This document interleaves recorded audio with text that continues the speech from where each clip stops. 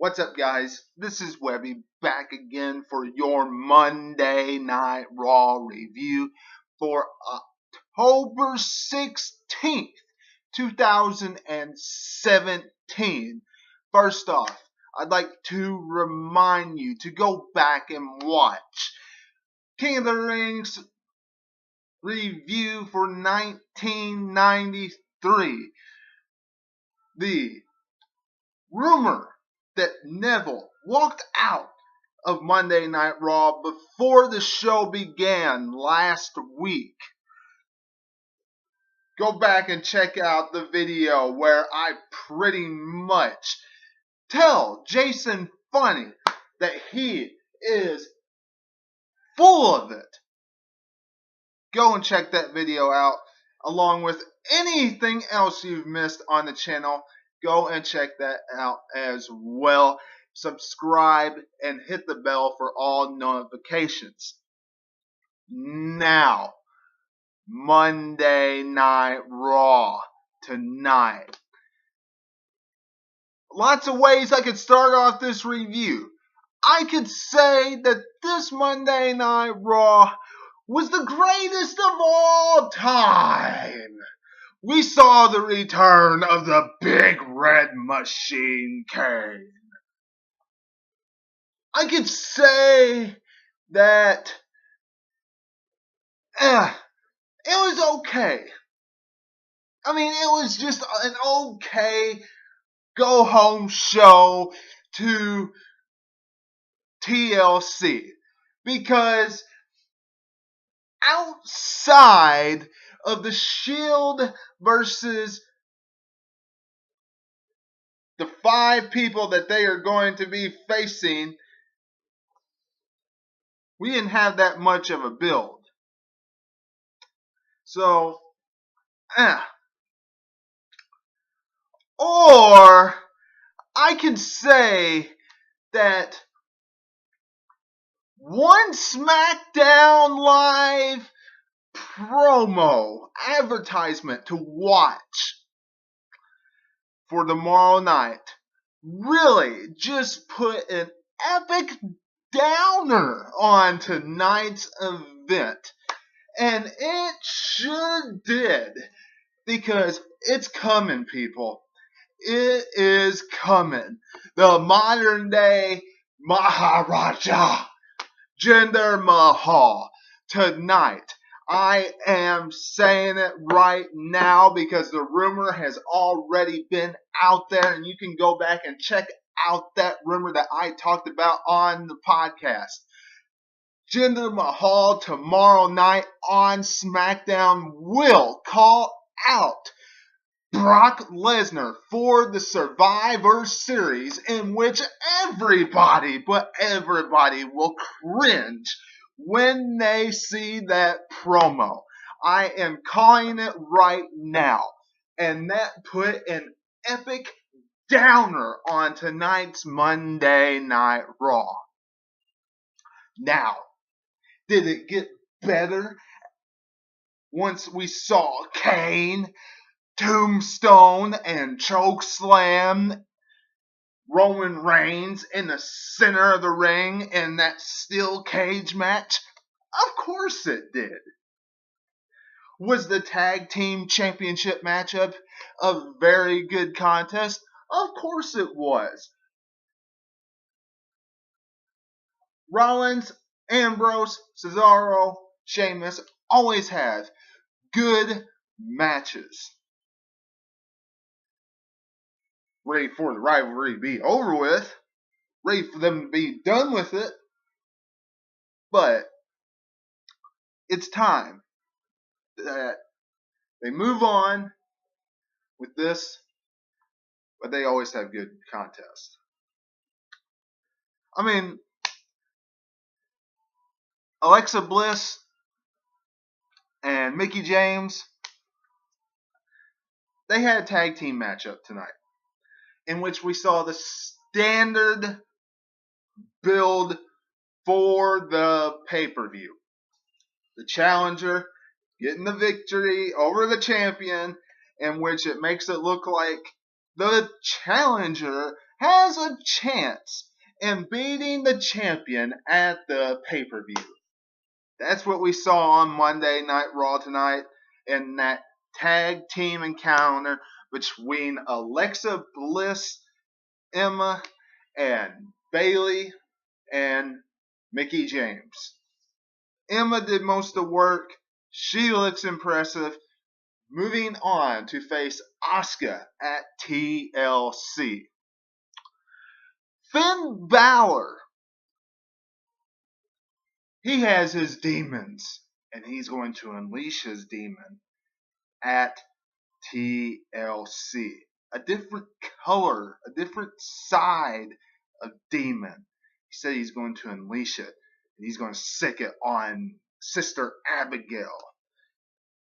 So it's Sister Abigail versus Finn Balor's demon at TLC now. So it's Bray Wyatt versus the demon. Because we all know that Sister Abigail is Bray Wyatt. We could clearly tell that last week when we heard Sister Abigail talking, that it was Bray Wyatt.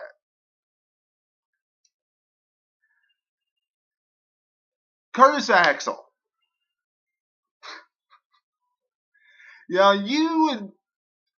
I'm glad that they decided not to put him in the contest at TLC. I am very glad they took him out because I don't care if it's in his hometown or not. It is like sticking a punching bag in the contest if Curtis Axel would have been the fifth man. Curtis Axel going in saying he really needs this contest, he really needs to be in the matchup, he really needs this, he really needs that. So he's going to go and call Roman Reigns out, and all this jazz, all this junk. He goes, and the next thing you know, he's upside down.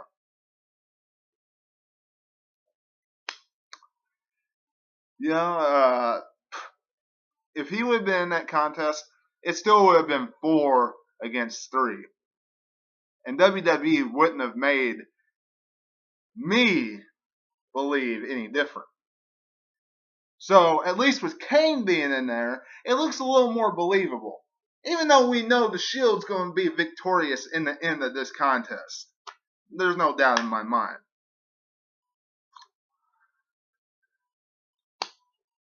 Enzo.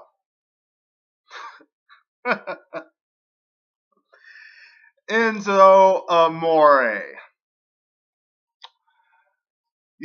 There's a chance that he will not regain the Cruiserweight Championship at TLC. Tonight he gets the upper hand and an epic beatdown on Kalisto. Takes him out even with some of the Cruiserweights. Now, does this make sense at all? No, not really, because the Cruiserweights have been burying and beating up and destroying and all over Enzo for weeks now. And all of a sudden, poof, they're helping him. Doesn't make much sense.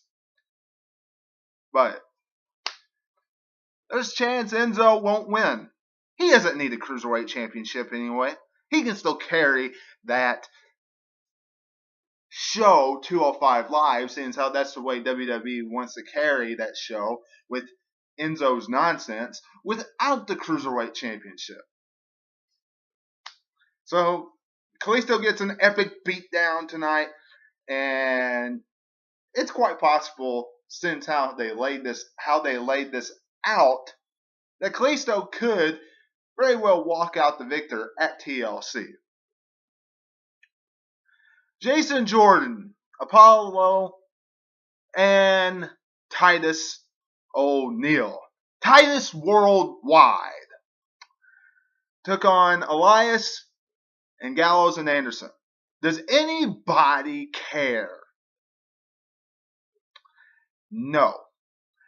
Should Jason Jordan, Apollo Crews, and Titus O'Neil have won this matchup? No. Now I know WWE is going to think, oh, Jason Jordan's the future. He needs to win here. You put Jason Jordan and Elias up against each other. And who has a better chance of getting over with the fans, especially right now? Elias. By far. Wiping the floor. Head and shoulders above Jason Jordan. He could use that extra step and went even further higher up with his career. Elias could have. Forget about Jason Jordan. He needs character build, not wins. Character. These wins aren't doing anything for him, WWE. When are you going to realize that? Ugh. Miz TV. This was a very good way in building up the main event, Steel Cage tonight, in which we either had a 6-man tag at TLC or a 5-on-3 at TLC. Kurt Angle ends up coming out and says Miz is going too far, all this stuff. Braun says he's going to annihilate Roman Reigns inside the steel cage, and he wants the door locked shut, kind of like the Hell in a Cell door. So this was a very good way to build up the contest in the main event, and we all know how that ended. I've already went over it. Big Red Machine came out. And that was really Monday Night Raw tonight, with the exception of another Cruiserweight contest that no one cares about. So, that's Raw. The go-home show to TLC. A nice build for the 3-on-5 handicap tables, ladders, and chairs matchup. Shield versus The Bar, The Miz, Braun Strowman, and the returning KANE. Nice build for that. Emma looks impressive because she dominated most of that matchup. Other than that, we really didn't see all that much of a build here. And I am cringing to watch Jinder Mahal tomorrow night request to face the Beast, Brock Lesnar. Let me know what you're thinking in the comments below. Let me know if you agree with me on anything that I have said in this review in the comments below.